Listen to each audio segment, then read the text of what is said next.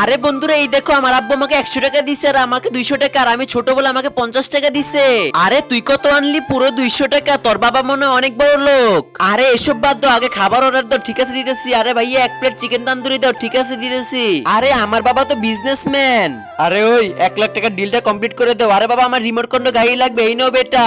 আরে বাবা thank you. আমার বাবার কাছে আমি যাই চাই তাই পাই। আমার বাবা তো দামি দামি জিনিস দেয় আমাকে।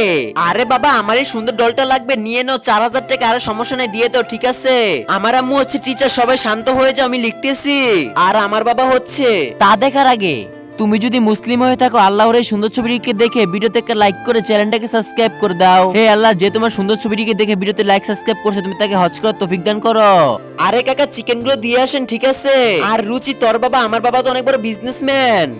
আরে আঙ্কেল মোমোর প্লেটটা ছেড়ে দেন, আমাদের খেতে হবে। সরি বেটা। আরে হোটেলের কাজের লোকেদের আক্কেল জ্ঞানী নেই, তোমরা খাও। খাবার তো অনেক মজা। আরে তোর বাবা তো অনেক বড় লোক, তোর বাবার সাথে দেখা করব। আরে বেটা তুই এখানে তোর বাবার সাথে আসলি নাকি? ওর বাবাকে ওই যে দেখো। আরে বেটা আমি যাই, এই লোকটার কি এখনই আসতে হলো? আরে তোর বাবা হচ্ছে একজন ওয়েটার, তুই আমাদের সাথে মিথ্যা কথা কিভাবে বললি? আরে বাবা বড় লোক হোক কিংবা গরিব, বাবাকে কোনোদিনও ছোট নজরে দেখতে হয় না। আরে সরি।